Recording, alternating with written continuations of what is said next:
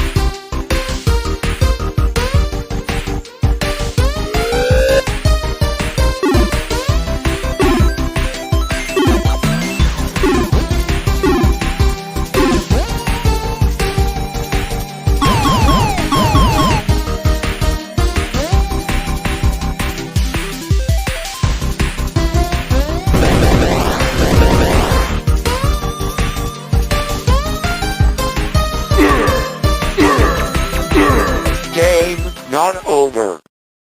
Hey, everybody. It's another episode of Indie Comics Relay. I'm your host, Keith Gleason, creator of the Mighty Mascots. With me, as always, Johnny C., creator of Surrounded by Death. What's up, bud? What's up, man? Oh, man. How's it going? I'm channeling all my excitement into this moment right now. I'm still have you recovered so from dead from New York. What's up? I was about to say, have you recovered from the weekend? Not yet. And I know we both have Monster Expo this coming weekend too, on top of that, which is dude, I don't know if I can ever do a 5-week run like this ever again. So that's the year I got one of the most sickest I ever was 2017, where I had 5 shows in a 6-week period, and it nearly killed me. Yeah, as you can tell, I have a little bit. Even. Yeah, I have like a little cold or something. Like both me and Amy, we're a little worried. So we went and got tested yesterday. Yeah, it came out negative. So we think it's just a cold. So yeah, Concrud got you. Yeah, I get the Concrud variant, Yeah. But I did a stream last night. Fine. I knew in the back of my head it wasn't COVID because, all the stories I've heard about COVID is like when you get it, it's like you're so tired, this and that. Yeah. I've been working from home from my regular job all week, and no problems. Just in case, yeah. Just exactly. like a foggy head and the typical like cold symptoms, Yeah. Right now, Keith, clear sinuses. Yeah. That's true. Before, I know we got a packed house tonight, which is awesome. Which is awesome. We're usually just talking about one guest at a time, which is good. One's a returning guest, which is good. And actually great guest the first time. We had a blast. Absolutely. With him. But I wanted to take a few minutes and just do a New York Comic-Con kind of wrap up with you, because I think this was the first year that we were, I've always seen you at New York Comic-Cons, but this might be the first year that we both vended there at the same time, I think, yes. Right? So I first exhibited back in 2013. My very first comic book, Sartana, was put out by CCP Comics initially. Okay. So they gave me the opportunity to vend there for a few years in a row. It was 2013, 14, possibly 15 was my last year with them. And then was that up in the small press? Or that was up in small press where you guys typically are. Yeah. Gotcha. So I have been in that section. A lot of people were saying, because with the restrictions and everything else, that the crowds, it was very almost like 2013. Did you feel that way? I felt like it's tough to recall what the crowd was like back then. I just remember there being a lot of people.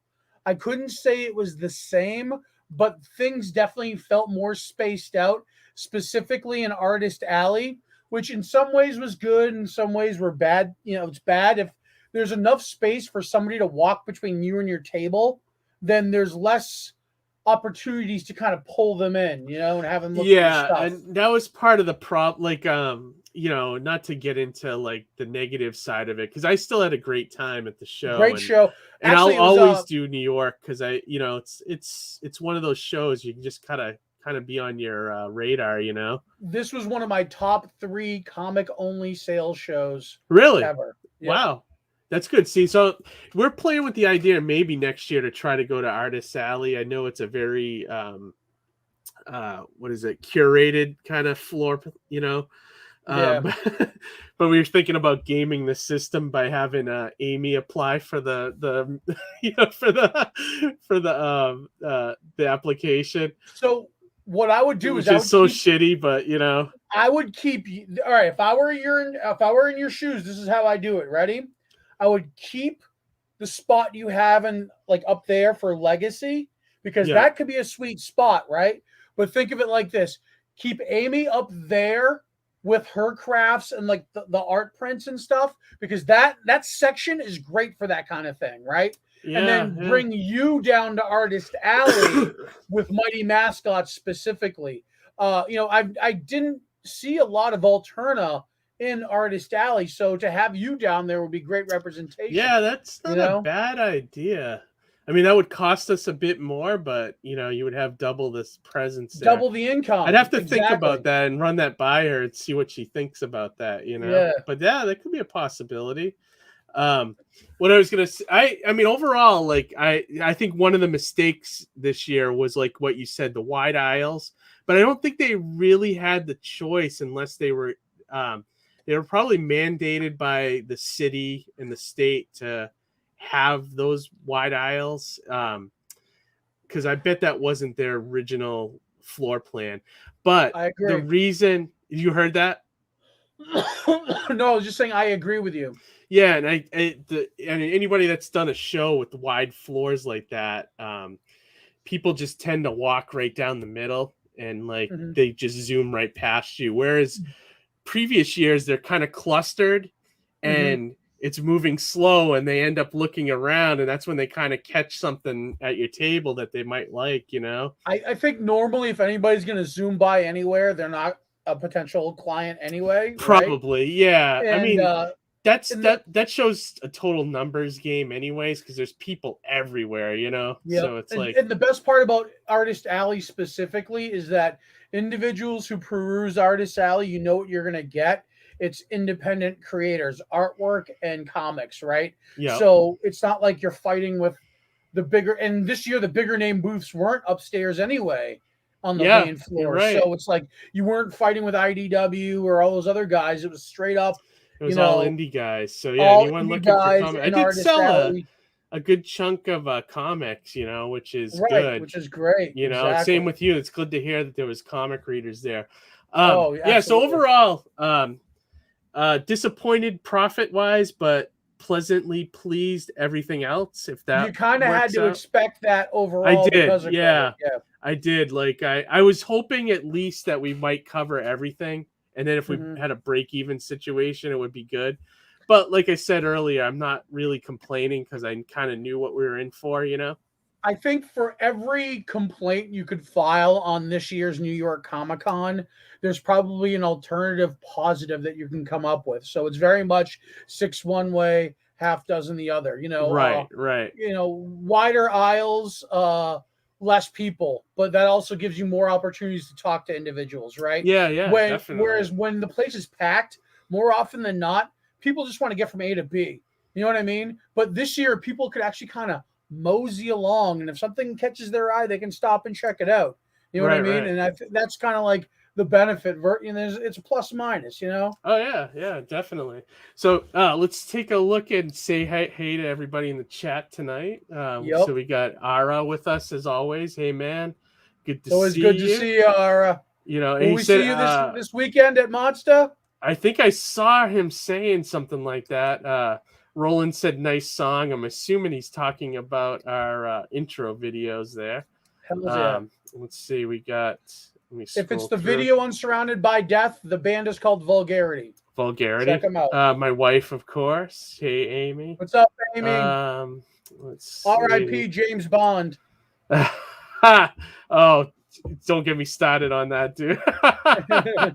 I did you watch it yet? No.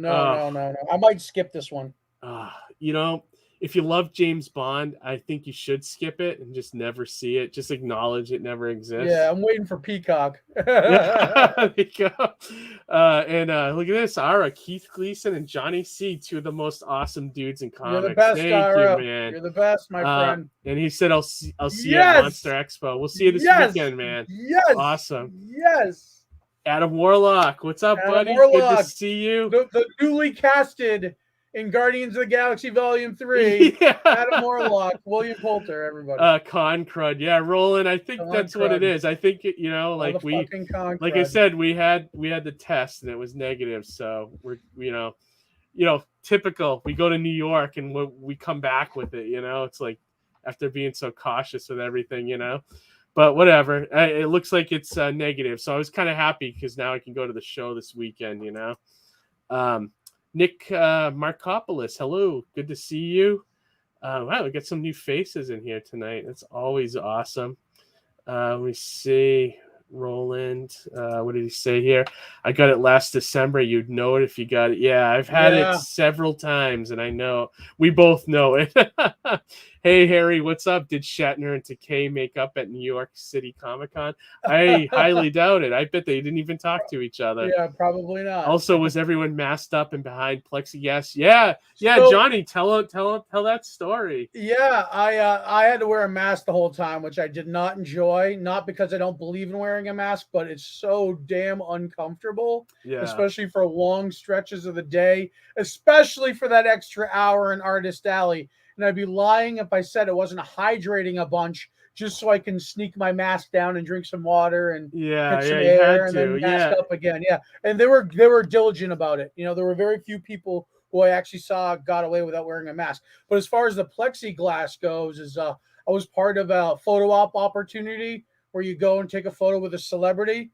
And my good friend and artist on Surrounded by Death, Joe Martinez, wanted to go halvesies on it. So we did that together. And we had to do it from a plexiglass. So the cast of the boys was on one side and me and him were on the other. But when you look at the photo, you can barely tell. Yeah, it looks like you can almost Photoshop that out if you. Yeah, and it was a fun experience. It was cool just to see them say hi, acknowledge them. They acknowledged us. It was cool. Nice. And then let me see. Hey, Melissa Gard. Hey, Melissa. Few new people tonight. Hey, Synthetic 88. Hey, everyone. I don't know about you, Keith, but I gave out a lot of cards. Yeah, I did too. I saw the subscriber count jumped up at about 10 people since last week, which is nice. So I think some of them are hitting, which welcome which is great. Yeah, viewers. Thanks, guys. We greatly appreciate put the band time to check us out. What is that? Put the band in the chat, please. Oh, I think he's asking about the band name. Oh, yeah, I'll send it to the private for. Yes, I will do that for you. Okay, and then my wife said Keith is still upset about Bond. Yeah, that's very true. No, I mean it. I got it last year, and it's pretty obvious when you get it. Yeah. Oh, yeah, definitely. What did my wife say? I think Keith misunderstood. Neither of us had COVID. Just lots of regular colds. Yeah, that's what I'm saying. We're both vaccinated. We both, we both were wearing masks and everything. It's just, it's craziness. What did she say? Here to support Jason and his project. Awesome, Melissa. Great to hear. Awesome. Thanks for joining us. All right. Jason's so we've been yapping long enough. Yeah, absolutely. Let's bring our tonight's guest in. A couple of them I have not met before, so it'll be nice to get to know them. Our first guest, returning guest, Jason Lenox. How's it going, man? It's going. Good to see you back, man. It's going good, guys. It's awesome to have some support from the comments. Thank you, Melissa. Dude. And it's awesome. Our show's continuing to grow, which is really nice. Let me bring in the rest of your artists here as well. We also have Randy and Christy. Yeah, Christy. Hey, what's up, guys? How you doing, Christy? Thanks. Doing good. I had a tough day. Now my big black cat is like wanting to join in the fun. Oh, She senses let whether her take over. You know, right like, in. ask her if she wants to host the show. No, there you go. she's not interested. And then finally we got Randy Faust. Hey man, thanks for joining us. Hey, how's it going? Thanks for having me on. Yeah, Thanks it's for great to taking the have time, great to have some some extra faces in here tonight. So Jason, what's been going on since the last? It's been about what, 6 months since we had you on last. Yeah, so since I saw you last, I wrapped up my last Kickstarter for Lords of the Cosmos 4 on time in September. Everything was mailed out around September 12th, so everyone got all their rewards just in time to launch my promised coloring book project. So yeah, I've been a very busy Jason, and being a good Kickstarter creator and providing rewards on time, and then hustling that's right important. on to the Halloween season Satanic Coloring Book project as promised, right? So yeah, I saw that you guys are already killing it on there, huh? Yeah, like I saw that the project already. I took a look earlier today, and you guys are several thousand over your goal, which is amazing. Yes. Yeah, let me show it here. Bring it up on the page here. All right, here we go. Yeah, look at this, Johnny. I mean, their goal was 2,500. They're almost at 8, which is amazing. Smashing that goal, man! Congrats. Yeah, seriously. Wow. Congrats. You guys are killing round it. of applause on that. Yeah, this is awesome. So congrats. So Randy, Christy, how are you guys involved in this project? I'm assuming that you guys are both artists. Yeah, well, I'm an artist. I can't answer for Randy. I just met Randy just now, but I'm guessing yes by his name, Dark Art Randy. Yeah, I am a comic book artist. I write too, so I technically am a creator. But Jason approached me and said, "Hey, you want to do a page for frickin' the Satanic Coloring Book?" And I said, "Sure." Oh, awesome! And how about you, Randy? So I kind of come at the Satanic Coloring Book project from the graphic design angle. In terms of like doing the promotional material, and I also have 2 illustrations, one in each volume of the coloring book, and I do illustration myself. I've probably been doing that seriously for maybe 3 or 4 years, so kind of still working on my chops. Oh, very cool. Yeah. So and real quick, because I need to praise and kind of put Randy where he needs to be in this project. So I think this Kickstarter looks great, and the reason that it looks great and we have a really awesome video is because Randy was able to step in when the person that was supposed to do the graphics and video for me unceremoniously left the project with no warning. And Randy actually is like a dark superhero where he like stepped in and said, "I'm not going to let you fall on your butt." And he came in like I was behind you in the shadows the whole time. Home run after home run. So the reason I think the Kickstarter looks so sharp is really on Randy. So he definitely needs to get called out for that outstanding work, as well as doing a page for each book as well. So. Everybody needs a Randy Faust in their corner, right? Yes. Yeah. Somebody's got to put it all together. Yeah, definitely. And that's like, so Randy, I do a lot of lettering for comics. It's kind of like typography. Yeah, and it reminds me of that. You can put everybody else in the green room, and we can. Yeah, you're kind of like the silent hero in a lot of ways. Like you make the that's project, pretty unsung, yeah. Yeah, you like kind of make the project shine a little bit, which people definitely notice when there's bad design or bad lettering. But when there's good design, good lettering, it's not noticed, which is a compliment in a lot of ways. Is invisible, yeah. Yes, exactly. Mm-hmm. So I totally get that. It's like, we're like those silent partners, I guess, in a lot of ways. Do you so are you a creator as well? Or do you do comics on the side, or are you just more of a graphic design? So I've never done a comic, and currently maybe in the last couple of months I've been concepting that out, and so you're thinking about doing one? Yeah, just kind of where my strengths lie in the comic book world, and what I could do to make a good one. like I said, I've been drawing my whole life and been doing, art and kind of like the comic book style art a little bit my whole life. But I kind of got wrapped up in like school and like the graphic design stuff, honestly, for a while. And then probably, like I said, maybe 5 years ago, I just kind of started drawing again, like intentionally leaning that way. Very cool. So yeah, I kind of wanted to get a good foundation of that before I started, creating anything of any kind of, substance. Oh yeah, definitely. Melissa Gurr says, "Holy shit, incredible! Fully funded in a matter of hours." Yeah, yes. That's awesome. Yeah, that's such an achievement. Randy's art is amazing, says Synthetic 88. Thank you, Synth. Synth is my buddy. Nightlight 79, yo. Melissa says, "Great job, buddy." My wife says, "Nice work, Randy." Thanks, everyone. And yeah, so some words of encouragement from the chat there. Christy, so you've done comics. You're a comic artist as well, a creator, and primarily what I'm known for is Demon Bitch. Stop core dancing me, cat. So primarily I'm known for as Demon Bitch. She's a low-level demon from the 13th pit of hell, where people throw their dog shit and gum wrappers, and she wants to bring the second coming. Yeah, she wants to bring the second coming of Armageddon, but the first one never happened because she's dumb. So Jason, I'm trying to remember exactly what first project Jason and I worked on. We worked on something simpatico together, and it's not that it's not memorable. I'm just tired. It's been a really long day. Oh yeah, no, I hear that. It's a blur sometimes, right?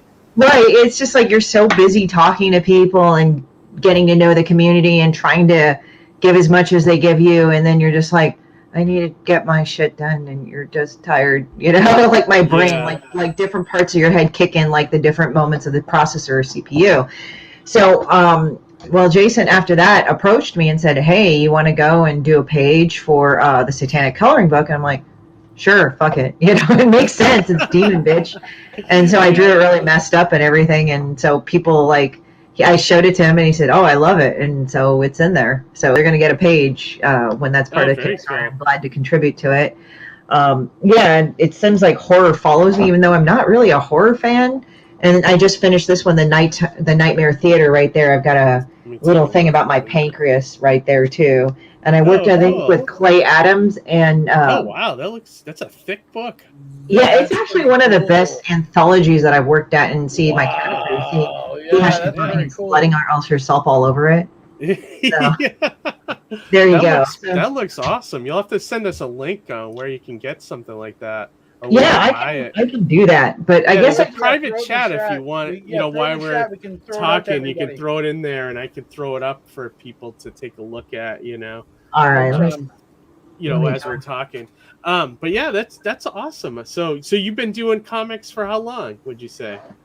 Oh, I actually aggressively got into it for 5 years, 4 or 5 years. I started in earnest. I had been an artist for a while, for the past 10 years prior to that. So it's my experience has been almost 20, 30, were you more like fine arts and not comics kind of thing, or? Well, it started off with graphic design and illustration and fine art. Gotcha. Okay. Kind of, you gotta have to branch into all three of those because you gotta see what sticks. And the art world is a kind of a fickle bitch. But then, of course it is. You just gotta hit it, and once you hit that point, you gotta go forward with that. So with this whole stuff, it's it's just kind of so I did that for a while, and I tried a couple times with comics. It didn't quite work out. And then I did Personal Monsters here. And that's when I kind of really started to come out. It was a book. It's like an adult book for kids, right? Oh, okay. Reminds me of those Mr. Happy, those kind of books, except this is not Mr. Happy, this is Mr. Asshole. So it's it's like an origin of the species. So we've got that, but it's for dickheads. And it kind of reminds me of how Matt Groening got his start in life in hell. He moved down to LA and then he had to deal with life, and he got really annoyed, so he would draw Life in Hell. So I guess this is sort of me following in that footsteps, even though that wasn't intentional. I loved those books as a kid. I wasn't so much for me The Simpsons, but it was the Life in Hell books. We used to call them the Hell And books. it's true. No one thinks about Matt Groening's stuff before The Simpsons and prior. Yeah, I remember seeing that stuff. After too, right? Yeah, right. Yeah. But the other one on Netflix kind of got swept under the rug. It was called Enchanted or Disenchanted or something like that. Yeah, Disenchanted. It wasn't bad, but for me, I'm actually an indie underground kind of girl.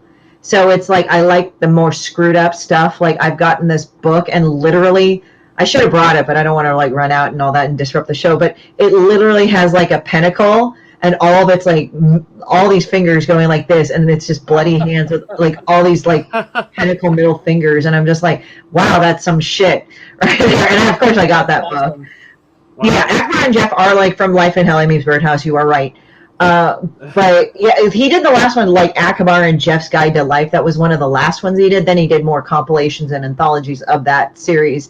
But yeah, so I'm more of an indie thing. I like Johnny Ryan. So if no one knows who Johnny Ryan is, he did Prison Pit, most notably. He does really, really, really fucked up shit. So I would say start off with Johnny Ryan's The Miracle to kind of ease you in. And then you kind of get more into his stuff. But it's just horrible, horrible, messed up stuff.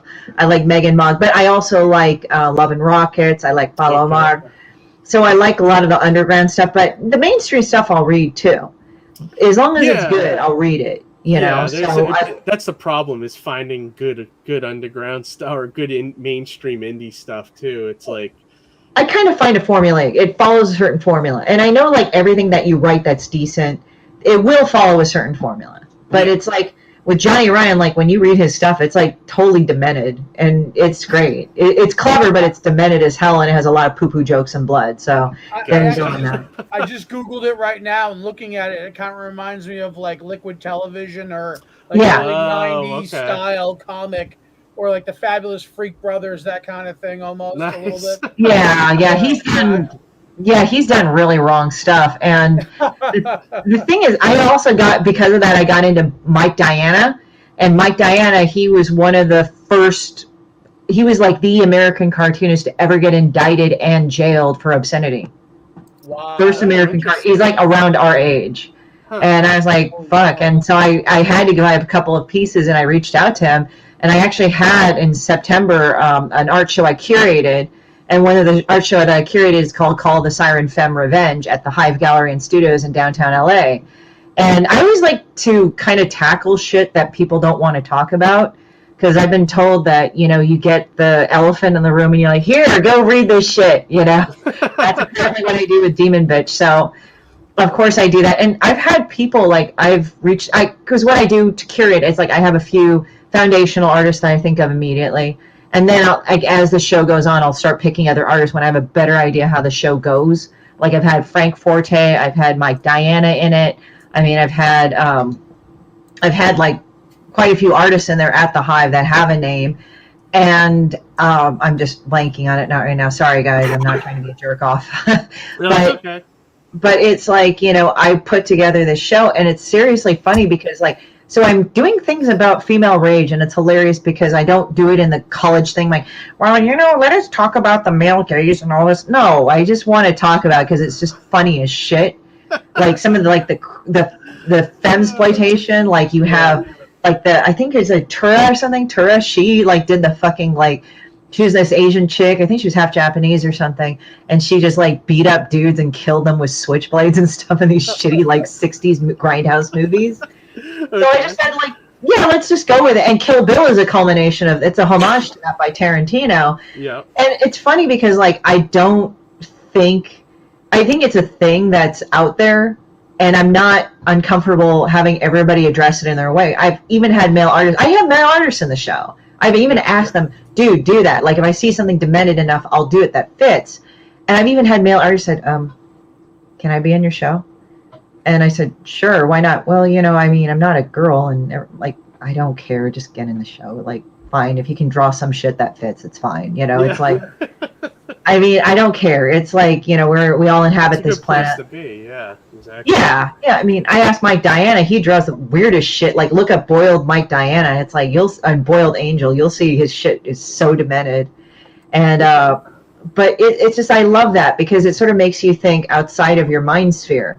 And totally that seems unrelated, but yet it kind of gets me into that thing. It's like I've been reading international law lately, like Law of Nations by Vattel. I know it's like a huge jump, but I've been like reading a lot of law, and makes you think as an artist. It challenges you, or even as like a creative writer, just kind of like you have to think in different terms. Like Vattel, he was in the 1700s, and this was like around the Enlightenment time, where the Constitution was being crafted. A lot of fundamental things that even carry on today, like even United Nations and protocol and all this other stuff. When you read it, you're like, it kind of puts you in another, like when we talk about, I'm guessing like the thing is like borders, right? Oh, thank you, Ara.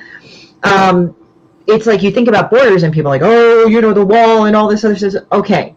But when you think about like things like how Law of Nations determines stuff, it's like territory. Like the nation must show territory. The nation must show like head of state, successful head of state versus non-successful head of state. And at the time it was a king, but it doesn't mean necessarily like that doesn't apply now. So it's like the responsibilities, and like after you read that book, you're like, that makes a lot of fucking sense of why they do what they do now. Yeah, no, it's interesting. So it's like more of like you taking, like with that law book, like taking it, just trying to figure out how something works. Is that it's accurate? Yeah, it's like another measure of protocol. Like I think people, like, it would do them good to actually read a Supreme Court docket, right? And I know people. The problem with me, I don't think I could do it, just because I know the second I started reading it, my mind would be just thinking about something else. I know I couldn't get like a motherfucker. Well, I mean, actually, funny enough, a lot of them do not have the legalese that will bore you, because they're pretty cut and dry. I was like one time they had one. Yeah, if I could even watch a video of it, I think I would lose interest. But that's just me. He's burnt out. But no, I mean, you can even read opinions and all that, and their I think their opinions, or their I'm trying to think what the legal term is, but their opinions or their conclusions and all that. And they're simple enough. I mean, I thought I would be, actually medical journals are way more challenging, because they'll say this and that and this and that. And you're like, okay. But I read one that actually did address transhumanism, which was kind of crazy. And it's like a court case for 2012, 2013. It's like proto-transhumanism, where this one company said, we patented this one thing of isolating this DNA because of this. And the Supreme Court said, no, you didn't. First of all, it's still recognizable DNA, and even though you separated it, you were using a commonly used thing. So it's actually not that hard to comprehend. I know people go like, but really it's not that hard. You have to think that some of the best sci-fi was kind of written with that in mind. Like Philip K. Dick wrote some fantastical shit that has roots in like reality and true science. And like you said, just even hearing the word transhumanism fascinates me to where I'd want to read something like that, Yeah, I mean, the thing is that, like, Roland Katsuragi says, Katsurago, I have 3 different holy books despite not being religious. I have them for different perspectives. I mean, that's the thing. You have to look at the premise and the logic. It's kind of like understanding, perfect thing with the Satanist coloring book. I was just saying, Jason's got a Satanist book, Yeah, the very next week, the last time he was on, we had a minister, like a Catholic minister. It was like such beautiful synchronicity. Right? Yeah, Johnny, what did you mention the coloring book to the minister? Did he wait? I think I did, and he had a rebuttal. Like, God, actually, we played your. I don't know if you remember, you at the end of the episode, you had a question for him or something, and then we played that for him, and then we just kind of put him on the spot and asked him for his rebuttal, and he kind of I wish Jack was in the chat right now. Yeah. We know Jack, so it was kind of more of like a goof, me and Johnny putting him on the spot a little bit, but like... Look at you guys. I got scolded 3 times last weekend by super religious people. I was at Sci-Fi ValleyCon in Altoona. Did you really? Wow. I got 3 scoldings. I got one guy gave me a harsh scolding about, you follow Prince of Lies, and all I could think of was Elf. And then he scolded me about, you need to find Jesus, and it was a good old school scolding. I messed up by not filming it, but he was very angry. His his brow was furrowed. Oh, very furrowed, yeah. Oh, jeez. And then I had one lady, I have a little coloring station, and this one lady goes, I can't color that because I'm a born-again Christian, sir. And I said, but won't God forgive you if this is a sin? And she goes, don't presume to tell me about mine. And, it's weird. It's weird. Like I hear artists like complain all the time how people don't respect their stand, how people don't respect their things. But when people come up to me, they're like, can I touch your books? I guess like the demon bitch thing like pops up. Yeah. I mean, there was one at the Comic Bug like locally, and there was this manager named Mike. He was like the local man. He wasn't one of the owners then, but it was like he was like one of the managers there, and he just literally said, "Oh, you're really nice," when I had a demon bitch signing, and I was like, "What?" It was just like a preconception going in, probably just because of the title. What's that? I brought them chocolate. Good point. Sorry. No, it's okay. Melissa made a really good point in the chat. She goes, "Use the scoldings on the as a marketing tool." And actually, not a bad idea. It made me think back to I used to go to the Boston Independent Film Festival all the time, and they were showing this movie called Grace about this woman giving birth to a zombie baby, but it was like not as fun as that concept should be. It was a little bit more dry and drama laden. But before the screening, a woman who was allegedly a reviewer for the site was like, "You all should be locked up. This is a disgrace, blah, blah, blah." And, we all took it at face value at first. And now I think back to it, was like, that's just clever marketing, right? That could have been a plant in the audience. But Jason, if I were you, I'd have people ripping up copies in front of the table going, this is an atrocity. Yeah, in your face, like just starting, like. I'm down to 2 printers' proofs. I don't know if I want to tear them up, Johnny, right? Yeah, it's kind of like that. Maybe. Well, you know what you do? It's a marketing thing, right? Well, maybe once I actually get the print run made and I have more, I like that. But, if you have some that are like a little beat up, then you can just cut them and put them on something else you want to rip up. Or you can photocopy some of the pages and rip them up. Yeah, there you go. I mean, you could just draw like random like profane symbols on the Xerox things and just rip them up. And then you could do the same thing to a Bible to even things out. Oh, yeah. Wow. Oh, yeah. Interesting. Yeah, that's getting hardcore. Yeah, it's getting hardcore. Yeah, that's getting hardcore. Well, then you could just hashtag it all. As like a Karen video or something, I want to speak with your manager, God, right? Yeah. No, I think, the thing with a coloring book is by its nature, it's interactive. So I've done 2 shows in the last, 2 months since we've kind of gotten back into trying to do shows, collectively. I was at the Harrisburg Comic-Con and then Sci-Fi Valley Con in Altoona. So at each show, I've experimented with having big clipboards and 11x17 coloring pages for people to color. So by its nature, it's interactive. So what I've been doing is just inviting people to color a little piece. So they've become like community art pieces where people have been, coloring, chunks of the page, and everyone colors in a little piece. And, people are like, can I color inside the lines? And I'm like, you can color whatever you want. Of course, one person was so out of sorts, they colored right onto my tablecloth, which I was like, maybe you could just stay on the paper. Right. But, so it's a lot more interactive and touching than a comic book, and then you add in the fact that the word satanic is on the cover. And, that's a whole thing where I did an interview earlier this week where someone said, Jason, you're into heavy metal, you're into comic books, right? And you have a satanic product, you get pushback on things like comic books and music. And I was like, no, and no. But the word satanic, that gets people's goat, right? Like, maybe I was gonna say, yeah.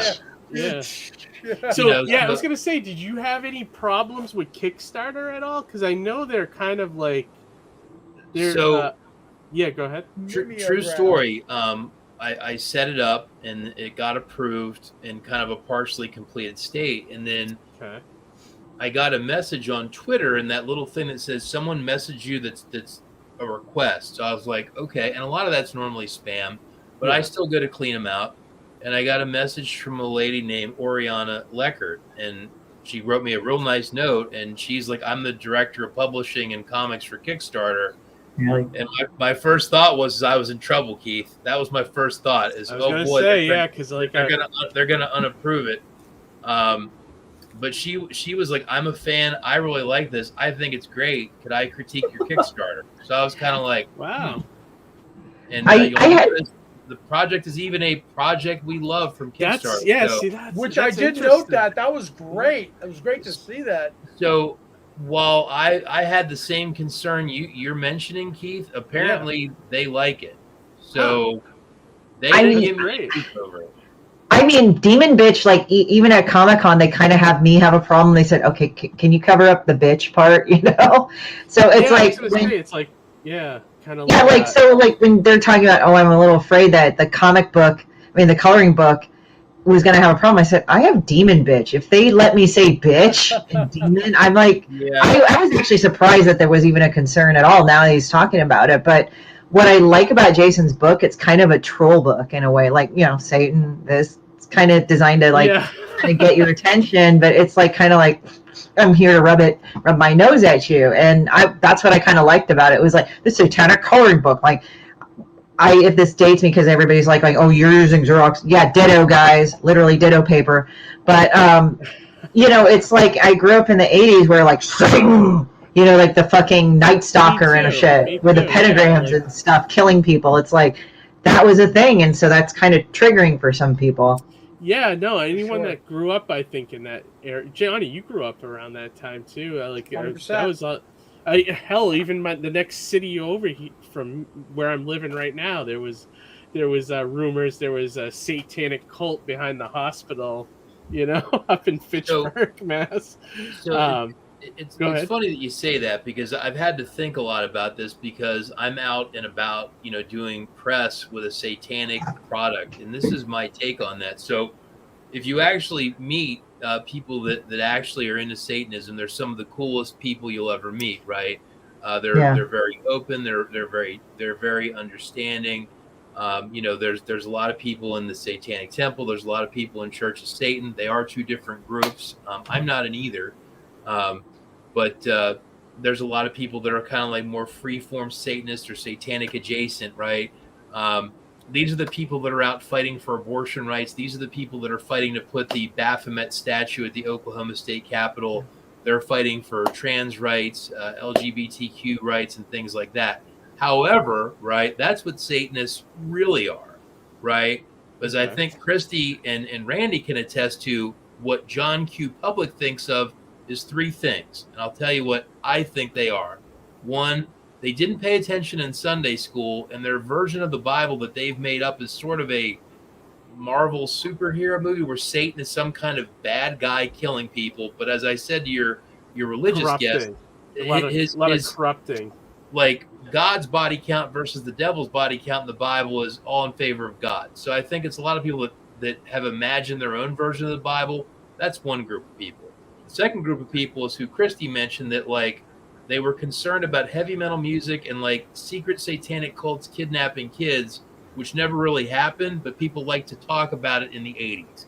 Yeah. The third group of people, or the third view of satanic people that is completely wrong, but it's kind of cool, is you take all those 60s and 70s Hammer horror films, and I'm looking at Satan Rides Out, and I'm also looking at like Satanic Rites of Dracula. A lot of those Hammer films were like, they're really cool and creepy, but people literally think like, oh my goodness, like I have some jumbled up, you know, 60, 70 Christopher Lee movie in my head. So you take the bad Sunday school, you take those horror films, and then you take the 80s Satanic Panic Geraldo special stuff. So just putting that word is like, does this person want to hurt my family? Right, that's the last thing that like any real Satanist wants to do. But I believe that's the vision from the public. Now, Randy, I mean, you're very into the community. Do you feel what I'm saying is accurate? Yeah, I think all that tracks. I had a pretty long history of not only just the religion, like the, you know, kind of theist religious community, kind of demonizing things and people. But then, you know, that kind of seeps into just regular culture, and, you know, somebody that isn't religious, that would have never heard of a Satanist other than like Geraldo Rivera, now automatically thinks that anybody that like has a pentagram necklace is potentially a murderer. So I think that's probably problematic. Yeah, and I think like you got horror movies too that aren't helping the cause at all. And there's a lot. Like, yeah. I mean, and like, also, go on. Sorry, I apologize. I was just going to say, I was going to interject. Like, there actually were also some practicing Satanists that were kind of murderous. Like, you had the fucking Night Stalker. Like, he was like all into Satan, but he was killing and raping people. And I mean, I'm not saying that's all Satanists. I'm just saying like there was a few retards running around saying that. I mean, there was enough of them to kind of. The reason why is that I've had personal experience with it, and I met regular Satanists and then the fucked up ones that are just like, "Whoa, guy, just chill. You don't like do that." With anything, though, right? I mean, yeah. Like, no. I'm not Catholics too. Like that are just like No. I know that. I mean, what I'm saying is like I've had friends that like lived in Satan murder houses and shit. Really? Like, wow. Oh yeah, like I have a friend, and again, like they saw dead people, they saw things. I mean, I'm not going to say the person's name because it's pretty fucked up. Like she came, when they got the house, they found like this was actually used for satanic rituals that were like fucked up. Like they actually had bloody pentagrams in the fucking floor and shit. Like really crazy shit. And again, I'm not trying to demonize like the whole Church of Satan thing, or it's just like there's that element that exists. And like she said, like, yeah, one time we were like doing something with our porch and we found like knives wrapped in sweaters buried 6 feet in the ground. I'm like, Jesus Christ, like so dark magic and black magic shit. Who doesn't have some knives wrapped in sweaters? Something about the Night Stalker, because I've heard people over the years say, well, Night Stalker was satanic, but I'll say this: one guy that I got into learning a little bit about was BTK, bind, torture, kill, from like whatever it was. Oh yeah, that guy. But here's the thing: he was an elder at his church. Now, I don't know exactly if he was Presbyterian or whatever, but the one thing I would always say to any of this stuff is that we don't run around saying, oh my God, Lutherans are serial killers because BTK. Pretty heavy duty serial killers. So that is one thing, that there's, if you looked at all serial killers, probably most of them went to Protestant Catholic churches, but we're not like, so I do. Well, yes, Richard Ramirez, I don't even know if he was a real Satanist, but he did definitely throw the signals up in court. I don't know. Well, the thing that was weird about him, okay, because I like looking in the background of serial killers and shit. I'm kind of weird about that. I don't know. I just looking at fucked up shit because it makes me realize how sane people can be too. It's like that, like how you can really tell who's fucked up and who's not, kind of thing. And Richard Ramirez, like, it's weird because he started out actually okay, but his family was real fucked up. Like his dad had an anger problem. Like when his dad would get really angry, he'd smash his head on the sink, his own head on a sink. His uncle was a Green Beret in Vietnam, and this is not to disrespect any veterans, but he actually took pictures of himself abusing women and torturing and killing people in Nam. And this was before like the military got more stringent on like who was to go in the fucking military at the time. Like after that, you had to be at least a high school graduate, pass a certain psychological test, when before they just let anybody in. And also Richard Ramirez has got into a lot of really fucked up drugs. So, that and coupled with like getting into occult stuff, and there is a very dark side to occult stuff because I've looked into all that stuff, and there is a dark side that can suck you in. And it's not just, it's just dark art that'll suck you in. No, it goes deeper than that. It'll suck you in a different way. But it's not gonna. But as I said, I think just all the combination made him into a really, really horrible person. So I'll say this because I'm going to tie it back onto the coloring book, right? Because that's the whole point of the appearance. It's like, so during the process of making this, I had 2 family friends approach me and they said, "You shouldn't do this. You should call it like the horror coloring book." And I was like, "No, I'm not going to do that."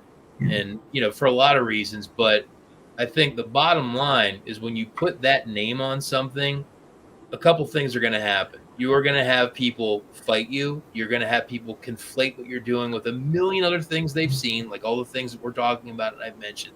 And you're going to end up being in a lot of discussions with people.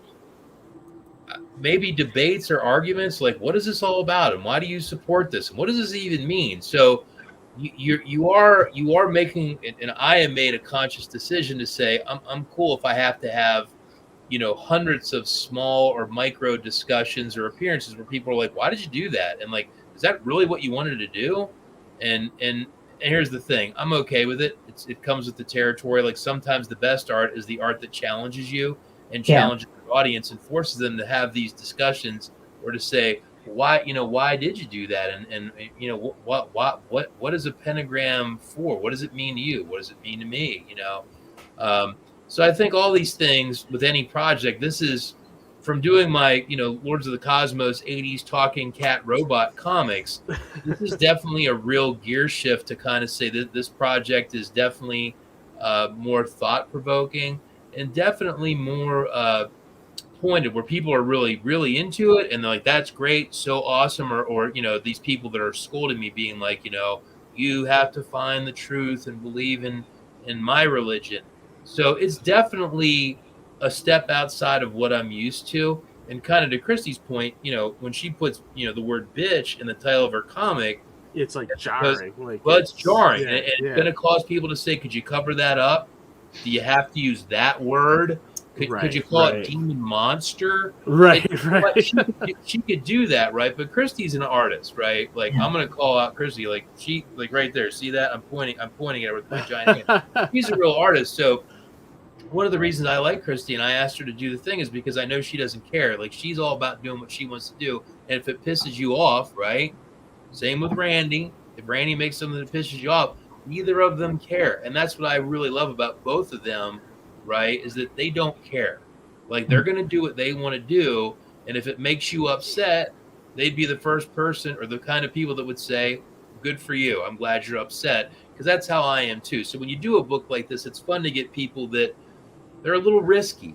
They're the people that, Christy's, if I said, Christy, boy, I'd love you on this book, but could you change your demon monster or demon girl? She'd be like, go fuck yourself, Jason. I'm not you girl, fucking shut up or don't read my fucking book. Right? And I know, and here's the thing. I know she would say that, but that's because she's an artist. She's not, some hack trying to get approval from strangers, so to me, that it all kind of goes back to the name of the book and the project and why I've asked, people like Randy and Christy to be part of it, because they're those kinds of people that they're like, I don't care. I'm going to make what I want to make. And if it makes you uncomfortable, kind of to my family, friends, satanic as a word is like, that just makes me a little uncomfortable. If I would have called this monster coloring book, no one would have chastised me last weekend. I'll be in Baltimore in a week, and I'm sure I'm going to have at least a handful of people lecture me. I got to remember to film them. But I'm sure that there's going to be people that are going to get upset. I had one family, because at the show they had a charity thing where you had to have a thing to do, and they'd collect points. So I'd say color the Satanic Coloring Book, and this one father and son were like, we can't color that because we're Christians, and they made a very big production of going like this and then marching away because they weren't going to color a square on the satanic stained glass. Whatever. I bet they felt so good about that. That was like a thing they talked about for the rest. The big finger, right? Yeah, made an impression. Yeah. It makes me think of Slayer. Like Slayer, one of the guys is like a really hardcore Catholic, but they made this fucking band, and it was like, this whole Satan band. It's like, actually, if you read the background of Slayer, they're actually, but okay, guys, whatever. Right. No, I mean, I just. Go ahead, Johnny. I'm sorry. I was just gonna say, and things that I say, I don't mean to diminish anyone's beliefs or anything like that, but I also feel like something like Satanism can be perceived as something specific, like which I'm assuming from Randy's perspective, where it's part of a community and it's analyzed and it's highly respected, versus somebody who could also approach it as like a novelty, like a fucking Rob Zombie movie. You know what I mean? Yeah. And then you look at Catholicism and Christianity, it's like that could rarely be painted in the light of novelty. And when it's usually discussed, people take those things pretty seriously. Whereas alternatively with like Satanism, like you can apply it either way. And generally, I'm assuming most people who take it seriously would probably not mind somebody approaching it from a novelty perspective, whereas a very religious person would take probably great offense to religion being approached as a novelty thing. And I kind of just point at everybody who was up in uproar over Kevin Smith and his buddy Christ. You know what I mean? Oh yeah. Well, yeah. Sure. My thing about this book, and it also because I'm an ass sometimes, and I kind of like troll art in a way, and I don't mean that in like, this is what I mean. Like, yes, you can troll art and kind of be a dick about it. But I was like thinking of Marcel Duchamp. He did like Fountain, and he got a male urinal, and now it's like probably worth fucking millions of dollars. Or he did the Bride Strip Bear with her bachelors, and that was sent to the Met, and it was all broken. He's like, oh, it's done. But the point is that it's supposed to challenge you. And I know people say that kind of like, oh, it's supposed to challenge you. It's like, okay, my argument, like I believe in God and all that, and I know that's kind of weird that to the outside person, why am I doing this shit? It's like, look, if you want to challenge your faith in something, a faith is stronger if you challenge it. And you have to go through all your tenets of your faith and going and say, okay, on the fundamental level, this upsets me. Why does this upset me? And if you can talk it through and reason it out and go through with a fine-tooth comb why, you can be stronger in it. But if it makes you shake it, then obviously it wasn't secure in the first place. It makes you hyper-react that way. So right. I'm all about challenging in that regard. I'm all about, like I had somebody ask me, am I judgmental about this? Am I judgmental about that? Am I judgmental? And, I do believe in morals and I do believe in ethics on a very intellectual, religious, moral level. But what I hate is people just saying, well, it's just wrong because it is. Well, it's like, okay, right. What is wrong about it? Like, what? And I think people kind of like shut off to that because they've been pontificated to, which I find annoying myself. So for me, how I put it out that way was like, this is where I find my focus best on this. This is where I find my focus best on that. This is where I find that this is where I want to put my focus and not over here because of A, B, and C. And to me, that actually a person can receive that information better. And it doesn't mean you're like lessening your principles, you're lessening your ideas or something, but it's putting in a context like, well, it's just wrong because this just says so. Okay, well, why does this say so? What context in your head? Like for a while with like a lot of Orthodox Jews, and it still is, that pork is unclean. Well, why? Because it's this, this, and this. Well, we look in the scientific aspect of it. It's like, okay, back in the day, pigs roamed around and ate a ton of shit.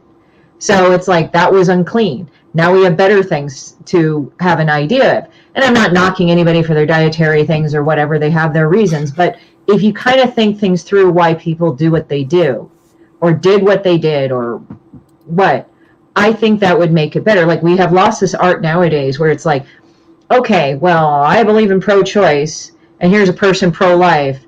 Let me look at their logic pattern to see why, even though it may be offensive to me, or vice versa. Like, people don't explore that. People just go, oh, I hate you because you are this. And it's like, right. Okay. That's a lot. I think that's a lot of the problems with the world right now between just people in general. Like, there's just no middle ground with anything. Like, it's just, butting heads all the time. Yeah. About anything. It's like, I always feel like, I was raised Catholic and Christian and everything, but like, I have no problem talking to you guys or even looking at this other perspective, and I find it fascinating, actually, and, and I'm also fighting that,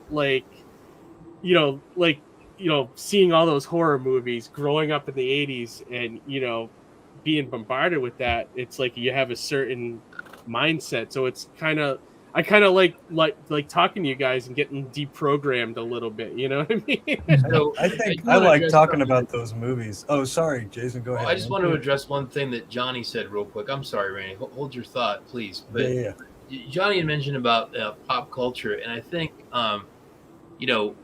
a lot of my entry into this art was through pop culture because, whether it's music bands or, movies, that a lot of, what we, look at and know as satanic culture is informed through pop culture. I think, interestingly enough, if you talk to people in the satanic community, they'll tell you like, oh, the witch, I love it, right? Oh, Slayer, like I love it, like I love Behemoth. So it is very interesting how a lot of these things that are like large scale pop culture groups that have a lot of satanic imagery, and again, I'll use Behemoth for music and I'll use the witch for film, is that they're really embraced by those communities. So they don't seem to, at least from my observations, they don't seem to find it as lampooning, but more as like, hell yeah, tribute. This is awesome. Like if you ask about the witch, like they're like, oh, the witch, happy ending, great. You know what I mean? Whereas I think maybe a more straight audience would say, oh my God, like it was so terrible. So I do think there are different perspectives in how you see it, but I think it's just interesting, Johnny, that you said that, but I think it's a lot deeper than of like, is it insulting to those groups or is it like tribute? And I do want to let Randy go. I just want to postscript on what you just said, and I just want to clarify. I didn't mean it more as lampooning as much as you could make something in the vein of Satanism and it can be consumed as pop culture, and the Satanists would probably not take offense, whereas you could do it with, like, say, a piece of Buddy Christ, right, and then that would Johnny, lampooning probably was the wrong word, but interestingly enough, and I hadn't thought of this, I haven't had one person in the satanic community say this upsets me. However, the Christian community, again, there's a handful of people like and everything else. So it is interesting how the satanic community sees this stuff and is like, hell yeah, cool. And lampooning was the wrong word, but kind of more like pop culture tribute, where they love Behemoth, they love the witch, they love my coloring book to some degree, right? Where it's not like you said, like Buddy Christ, well, that's not funny, and that's not cool. Don't make fun of that. But I do, Randy, I'm pointing in the wrong direction. Randy, we didn't mean to cut you off, pal. Yeah, but I want to hear what Randy has to say. I'm trying to point at Randy, but he's over there. I'll point to Randy. You're doing a great job, Jason. Right. Go ahead, Randy. Okay. Well, so we were talking about kind of like the pop culture stuff and how it does seem to kind of lean like anti-creepy or anti-occult or anti-Satan. It gets a lot of mention in a lot of movies. And so I think because there's so much of it, it's hard to ignore. And kind of to wrap back around to what we were saying about like getting shitty reviews from like religious people on your coloring book, like it's kind of just more fun to embrace that and like kind of make fun of it. And then you watch movies like The Exorcist, which are pointedly you can almost pick out the demographics per scene to who they wanted to hit with kind of that whole Satan fear. And so I think there's a really broad range of it. As like, okay, this was obviously made by the Catholic Church to scare people into probably voting Republican shit, if we're being honest about it. And then that's a real thing for or sure. Catholic, I guess, back in that time. Anyway, so there's that end that's kind of agendized and it's sure as shit doesn't have anything to do with like any kind of belief system, if you will. I should probably clear up that like both Church of Satan and TST like don't believe that Satan is real and there is no like Satan worship. That's kind of like a flag word, like a red flag that it's I don't have time for that shit anymore. I grew up in church. I'm good on the worship part. So but yeah, and then there's the other end, like this, like the coloring book and the stuff that like, I mean, there's nothing impeachable about what we're doing because we're in a country where we have freedom of religion, and aside from the nudity in the one volume, like pretty much anybody can look at it and interact with it. So I think that's probably the problem with most people would have with it, is that it's so interactive. If it was just like something that wasn't accessible, that nobody really saw or cared about, you get less hate mail about that. But this is I think a bigger thing that a lot more people are going to see. It's kind of funny. I was just answering, but Roland was putting it up. I just didn't get to answer because we were talking all these fascinating things. Yeah, there's been a good chat going the whole time we've been talking, which I haven't been highlighting at all. But yeah, go ahead, Christy. But wasn't the toilet a shitpost to criticize how pretentious modern art was getting? Okay, so the thing is, like, when we get to troll art and shitposting, right? You know, it can be on the basic thing of just pissing people off. But really, it kind of, like, it tweaks the things that triggers you. And what do we want to do? We want to go, like, people going, oh, I'm triggered, I need to avoid this. It's like, no. Look at your triggers and unfuck yourself. That's what we need to do in this society. And troll art doesn't have to be just like a meat that you throw together and just shoot from the hip. Yeah. Like, you can troll with art in beautiful ways and like really kind of like socially surgical ways. Yeah, I mean, that's the thing. It's like with Demon Bitch, it's like I'll draw about something, and from what I've gotten as feedback is like people go like, wow, you just take the elephant room, like, here you go. Like, everybody's afraid to say it, but you say it. And it's just like, but the thing is that I hate fucking around with, like, just, like, the same old thing. Like, oh, well, Christians are this. Oh, Satanists are this. And, like, all right, let's be real here. Let's talk about this. Yeah, it's like, I was saying earlier, I was talking to one of my friends about sex work. It's like, okay, there's this one aspect of sex work that is positive, but there's also another darker side of it, and we need to address that. And also there's other things that happen that we need to address that too in full. Whether or not it's good or bad, all the things, it's not all this or all that. There are things that are going to come up that we need to think about and talk about. And it's like, unless we do that, we are not going to go and accept it for what it is. And that's what I'm kind of just like, that's why I get annoyed about it, about people when they start reacting to things. It's like, please stop. Like, stop. You are not helping anything. Stop being Karens and draw your feelings. I mean, the thing is that my trigger warnings are stupid. I want to be surprised, made uncomfortable, and challenged by media. So there's a really funny story during the promotion of this coloring book. So I was posting pages, and I still am in coloring book groups, and I posted a page that my son requested me to draw. My older son requested I draw a cow for the Satanic Coloring Book. So there's a cow with a pentagram. And I put it up. This guy, he blasts me. He says, this is really, not okay. And I'm really upset that you're pushing an agenda here. And I said, what is the agenda? So then we kind of went around with, well, you know what it is. And I'm like, I really don't, because it's a cow with a pentagram. And he got really upset near the end, and I said, could you show me on the cow where the agenda hurt you? And then I got thrown out. But on a bigger level, one of the weird things about the Satanic Coloring Book was that on my art page on Facebook, I tried to do a paid Facebook ad with one of the covers, which is just a cat with a pentagram. And Facebook, and I'm paraphrasing here, they flagged it, and they said, we don't condone advertisements that endorse reproductive family planning products or sexual products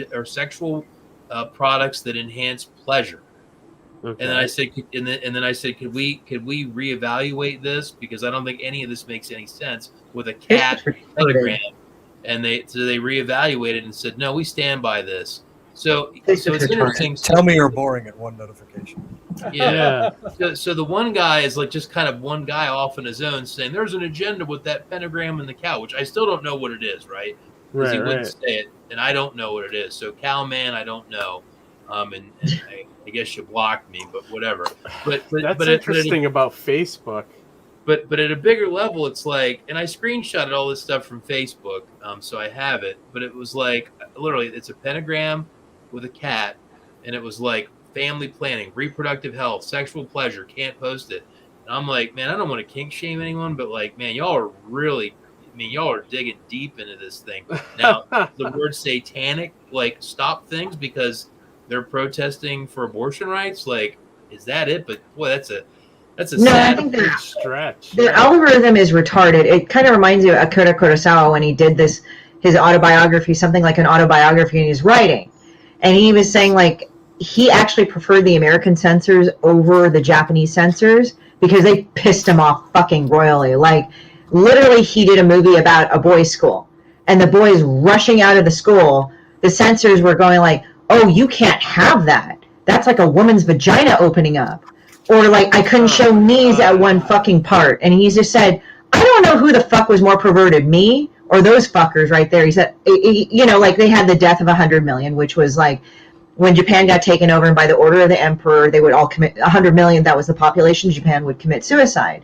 So he said, if those if he orders that, those motherfuckers I'm going to kill first. He had enough of these assholes. But he, like the American centrist, is like, okay, I have these parameters, I'm fine, you know? And they didn't do weird shit like that. He actually preferred them better from what I remember of the book, because they didn't do weird shit like that. Like, they were saying, oh yeah, like the woman's vagina is opening. He's like, what the fuck is this? Like, about the Japanese censors. He's like, it was just weirdly arbitrary and weird, and that's what Facebook reminds me of. That's the thing. Yeah, they have. So if we want to take a walk on the wild side, and we can give Randy all the credit for it, we can watch the video for this thing and check it out. Yeah, please, yeah. So is we are literally there's no $11 nudity or away anything, from- right, in it? Because it will will get us struck off off No, YouTube. it's all Look good. at that. Hey, look at that! Yeah. Woo! All right, cool.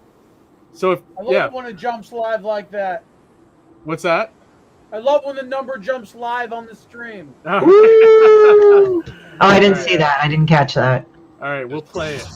Greetings, sinners. Join Jason Lenox as he presents the Satanic Coloring Book, Volumes 1 and 2. Volume 1, Rituals, focuses on the ceremonies of Jason's infernal and erotic satanic artwork, featuring Jason's signature satanic stained glass and heraldry, legendary satanic characters Baphomet and Lilith, dark and grotesque rites designed to arouse and fascinate you as you color. Volume 2, Animals, is a second all-ages journey into the world of Satanism, with a demonic bestiary for you to explore, highlighted by devil dogs, unholy goats, and Jason's favorite, satanic cats. And if that isn't enough depravity for you, the Satanic Coloring Book, Volumes 1 and 2, each have an amazing guest artist gallery starring Satanic Temple co-founder Lucian Greaves, Kawaii Satanic artist Art Attack, Black Mass Appeal co-host Tabitha Slander, and many more. Whether by colored pencil, crayon, or human blood, you will be able to turn these diabolical images into astounding pieces of colored artwork, worthy of being adored by all within the realm of darkness. Are you ready to color deliciously? Then hail Satan and back the Satanic Coloring Book, Volumes 1 and 2. Oh my God, that's Awesome. Great job, Great. Randy. That was fantastic. Kind of got like a fun parody little bit to it too, you know, like with the human blood and things like that, you know. Yeah. Wilt thou live deliciously? Yeah, I love it. It's funny. It's Roland says blood's a bad idea as it dries brown. No, that's called artistic license. No, Yeah, so Randy brought it all together. We had our friend that's Lady a great Pie video. do Great voiceover. video. I had to write a script, which I'd never done a script for basically an advertisement before. Okay. All that was incredibly difficult. And then, like I said, Randy was like the spider in the middle of the web. He brought it all together. So it's just Nice. Awesome. So Yeah. Great job on that, Randy. just looking like at that this real description. quick, Thank Jason, is there a specific perk that you recommend people to check out? Well, so this Kickstarter I did a little different. I'm always learning. So there's not many tiers. There's basically book 1, and then there's book 2 or books 1 and 2, right? Okay. But since we've got Randy and Christy on the show, what I think is really neat is there is a whole menu of people that you can get to color. So you can actually get Randy or Christy to color a page in a coloring book for you, and that's all in the add-on. Yeah. So this campaign, there's less tiers, but there's more add-ons. I think there's like 42 different add-ons you can get. Oh, There's cool. pins, T-shirts, satanic colored pencils. You can actually get my kids, age 6 and 9, to color a page in Animals if you really want to go live on the wild side. There's multiple covers, 7 on Volume 1 and 6 on Volume 2. Oh wow. So You guys there's went all out for this. there's a lot, man. There's a lot of random stuff. That's really cool. Yeah, I like the idea. I mean, that's good, like marketing too. You know, not just on top of like the subject matter. It's just good marketing to get people to check it out. You know. I don't think anybody's booked me to color a page yet. I don't think anyone has yet, Which is Randy. a bummer because I'm gonna fuck that coloring page up. Nice. I might just draw dicks all over it. There we go, right here. So this is what you were talking about, correct? Those are the guest artists, but if you keep going, Randy made so many great menus. There's a whole add-on section. So we actually worked with some real-life models in my artwork over the last couple of years. So those are all real people that you can. Oh, cool. Yep. Not all of them are coloring pages, but they're all people that are in the book. So there's some pretty wild people from the adult industry that are in it. Oh wow! Cool. Yeah, you can get some of my original art. These are some of my original pages. Oh, nice. Yeah, so you can get some of those.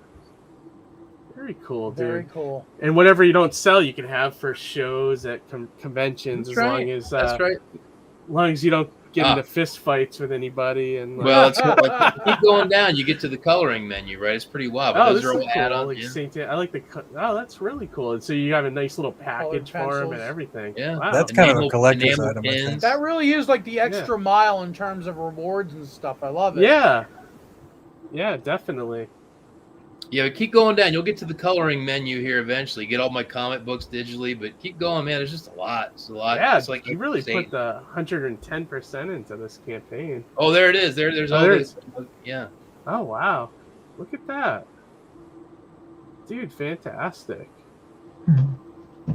Has anybody taken advantage of the color a page thing yet? People seem to be focused on me and Mrs. Lenox and the Lenox kids. Okay. I was looking at it the other day. People aren't getting real brave reaching out to some of the guests in the book, and I'm a little shocked and disappointed, America. Keith, go big on that menu one more time, just so people can see it on the show. Let me see if I can. I don't know if I can make it any bigger, but maybe I could do that.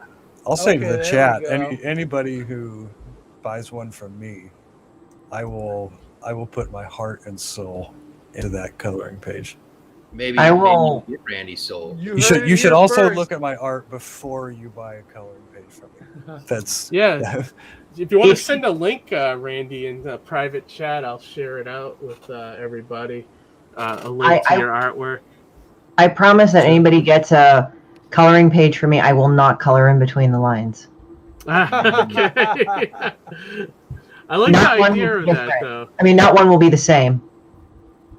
And are you guys doing original sketches at all for this, or is it just the coloring? Just the coloring. Just the coloring. I didn't do. I like it. It's a good idea. If you're doing a coloring book, get an artist to do the coloring. Yeah, I'll definitely be adding a few little doodles, probably. Oh, cool. Yeah, same here. And that's the nice perk too, is that if somebody does that, you never know when you'll get a little extra. You know, like when you go get an autograph at a comic convention, and like Mike Mignola sketches a little Hellboy for you. Right. Yeah, definitely. Great. Definitely. This looks good, Jason, and I'm happy that you guys already hit. I mean, that's incredible. You just launched this 6 days ago? Mm-hmm. Like 7-ish. I think it was last Tuesday, so it's a little more than a week. That's crazy. So you could probably hit, if you keep this momentum going, you might be able to hit 20. Hey, that would be awesome. Here's the thing. It's with these Kickstarters, it's all about putting in the grind in the middle. So doing appearances like this, reaching out to people. Randy and I talked today. We have a stretch goal we're going to roll out tomorrow. He's going to make me a nice graphic for that. And it's just going to be about reaching out. So one of the things that I'll probably do in the next couple of days is reach out, to all the artists. Hey, hey, Christy, hey, Randy, reach out to your fans, see if you can get someone to get a coloring page from you. Yeah, or send out a tweet or something, Yeah, so there's a lot of grinding on this stuff where you just, you always have a big start and a big finish, but it's that space in between that things, tend to slow down a little bit. Oh, so you got to fight to keep your momentum going, and you guys know this from doing this. Oh yeah, me and Johnny. Yeah. Johnny just went through it. I went through it last summer. So yeah, definitely. We know all of that. It's been really great to have a chance to kind of learn along with Jason, because I've never done a Kickstarter, and if I'm gonna ever do a comic book or something. Especially in print, it's really great learning experience. Well, and I will say this, and I'll be curious what all you guys think about this, is that I do think one of the issues is crowdfunding between Kickstarter and Indiegogo has become so saturated that I do think campaigns are struggling more, where it's like they have a big launch and then there's so many Kickstarters and there's so many projects that like the middle, it's like you get attention at the beginning and you get attention at the end. And I've noticed, because I've done these things so many times in so many years, that seems to be getting worse, that gap in the middle.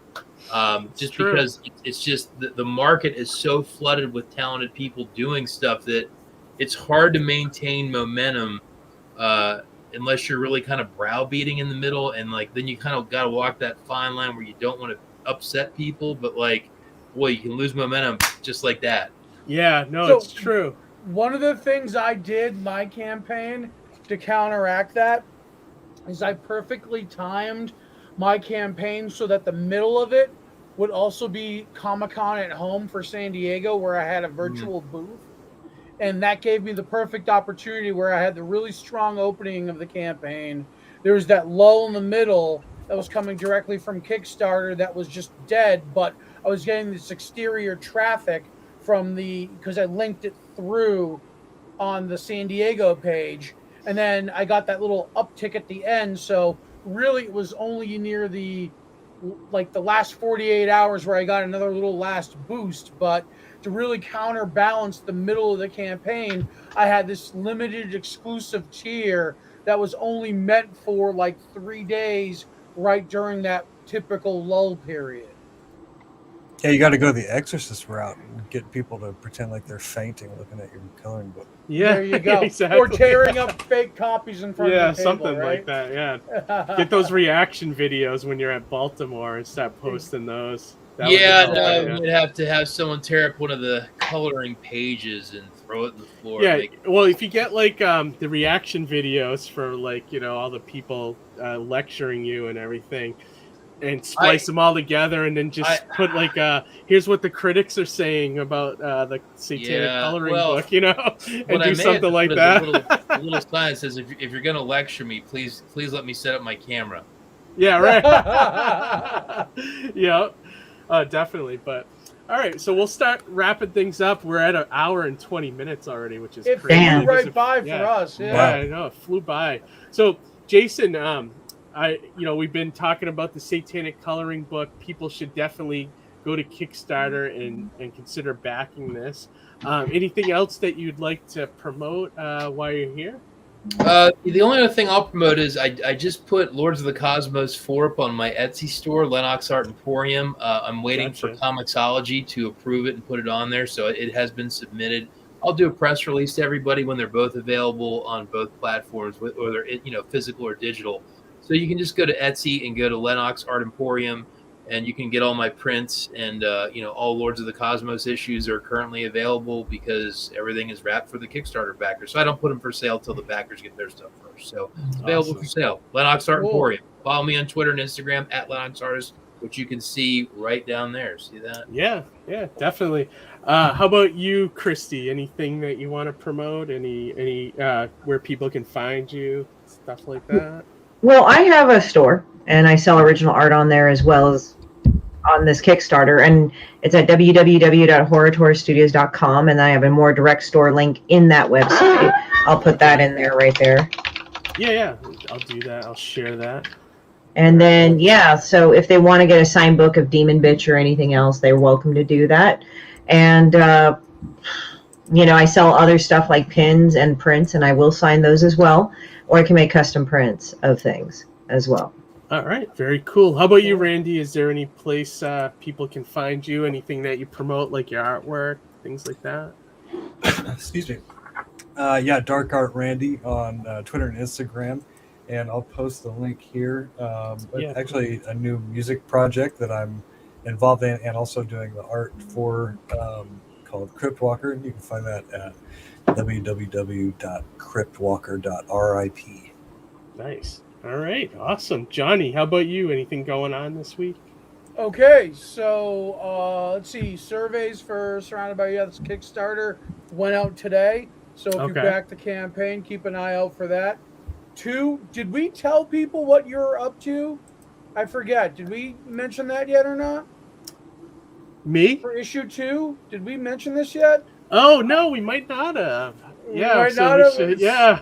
So we'll save that for your quick announcement. All right. Okay. All right. Cool. And lastly, I just want to thank Jason, Christy, Randy. Thank you all for taking the time to come on the show, talk about your projects. Everybody should be following these creators right here. Thank you. Thanks for having us on. Yeah. Thanks, definitely. Johnny. Thanks, Keith. Yeah. We love having you guys on. And I think what you were referring to, Johnny, was that I became the letterist for Surrounded by Death too, right? Is that what we're talking about? Yep. So the second half of the book, the first half of issue 2 is lettered by Justin Birch. The second half is lettered by my very good friend, this guy. Yeah. Keith Gleason. Nice. Yeah. Congratulations, Keith. Oh, thanks. Yeah, and we're pretty much done too, right, Johnny? We have Just a couple some minor little edits we got to do. Minor edits to fix, man. Yep. As soon as I do those, after this coming weekend, I should have some time, and then, you can send it right to press, I think, right? Yep. And hopefully I'll have it in time for San Diego. Yeah, that'd be awesome. And then one other thing I want to mention too, my publisher would kill me if I don't, is the Alterna fall preview or pre-orders is on Indiegogo Live right now. So Alterna, I'm just going to share it really quick here. Hang on, let's see. Share a screen. Okay, just to everyone take a look. So Alterna is doing pre-orders now through Indiegogo, and they are not in Diamond anymore. So this is the only way to get their books direct to you. There's 10 books included in this pre-order campaign, included my book, Mighty Mascots #4. So if you missed Mighty Mascots originally, now's your chance to get it again. So back at today, you got 9 days left, and we're closing in on 20,000, which is fantastic. Awesome. So first of all, definitely check that out. What's up? Congratulations! But I have a huge. Is Diamond on? Is it done or close to being done? That was pretty wild. I mean, congratulations! But I'm just kind of more like, whoa! I can't believe that's where it's going. Yeah, Diamond's still kicking, but I don't know for how long. I mean, they lost Marvel, they lost DC, they just lost IDW, and Alterna, my publisher, walked away from them. So my thoughts is if Image walks away, I think they're all done unless they go down to 5 employees running that thing, Wow. But, can I ask everyone a question? Because I'm just curious. Let's say Diamond just up and folds in 6 months and is gone. What do you see the industry being like? And that I kind of just like everyone's opinion. I don't even have an opinion, so I'm just kind of searching for thoughts because I'm used to. Well, so it's such in flux right now that I really don't know where things are going to land in 6 months. But go ahead, Johnny. I was just going to say a lot of indie comic publishers, some of those mid tiers, are now partnering with book companies. Like for example, Source Point Press are currently with Penguin Books now. So that's kind of where I think it's going to adapt. It won't, Diamond goes away, it'll adapt, right? AOL, CompuServe, then AOL, right? There's just always an adaptation. There's always something to usurp it. So I think that'll just be the same as that. You'd find another division or another company that would open up or adapt or claim comics and then make it work. That's just my perspective. Yeah, something like that'll happen. It's interesting to see. Will go away. What's that? It's interesting to see Alterna go in that direction of having almost like a monthly solicitation. Is here's a Kickstarter.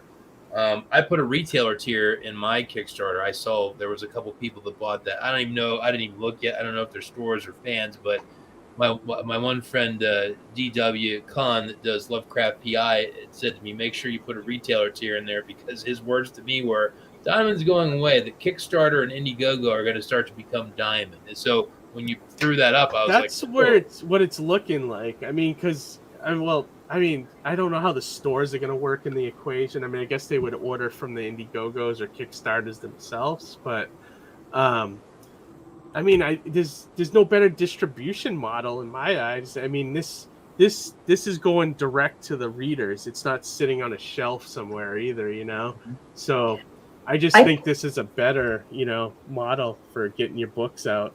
But what were you going to say, Christy? Well, I was just thinking, it's kind of interesting because, what gets the publishers to notice you is that if you run a few, that's what I've heard from other publishers, is you run a few successful Kickstarters that shows that you're golden in fulfillment, project planning, fulfillment. They're looking for more of an all-inclusive person. Right. In terms of can you do your lettering, writing, and they're not looking for so much specialization anymore. And I guess it's also to save money business-wise, sorry to say. And it's just that you have to kind of combine that. And then when you create it and you output it, it has are you good at kind of getting the pull for the money and all this other stuff? And then it goes into that. Yeah, they're looking for people that aren't just creators, but also got a little bit of marketing. That are not and then it gets an attention of the publisher. So it's not I'm this really hermit, reclusive artist, and I don't talk to anybody, and I have no people skills and shit. And it's that the artists need to adapt that to creators. Yes, you have to talk. I just got a message while we were talking from DW Con. Jason, let your show panel know I just sold a $75 retailer tier today of my new book Berserkers 3. So look at that. See, he's listening and he's selling retailer tiers. Oh, that's awesome. Very cool. Awesome. Yeah. That's great to hear. But yeah, no, I think it's going to be the future. I don't know where Diamond will be, and I don't know how stores will function. They'll probably have to, you know what I mean? I don't know if I could see regular floppy comics going away and just go into a graphic novel kind of format. But who knows? I don't know. I can attest that in New York and Artist Alley, I had a harder time selling floppies than I did my Cthulhu is Hard to Spell hardcovers. Yeah, graphic novels, because they just want to get it in one thing. They don't want to fuck with it with an individual thing. Right. They don't want a monthly. Except for when I told people there was a complete story. That was the one thing I kind of said to counteract that. They go, oh, well, what's going on in this rack? And I'd say, well, your complete story would be the Pond issues 1 and 2. And then that's where they would actually entertain it. People, like you said, Christy, people looking for a complete thing. Yeah, graphic novels are kind of the binge version of comics. Yes. Basically. Yep, basically. So, but all right, guys. Well, thank you for joining us once again. We're gonna wrap this up. Thanks a lot. Yeah, you're welcome. Thank you very much. Thanks for joining us. It's nice to meet all three. Or we see you again, Jason, and meet both of you. Yeah, and you too, Keith and Johnny. Thanks. Yeah, and definitely. Thank you, Christy, and thank you, Randy, for coming out too. I appreciate you guys helping me mob the show. That was really cool. You guys. Yeah, thanks for taking the time out of your schedules, guys.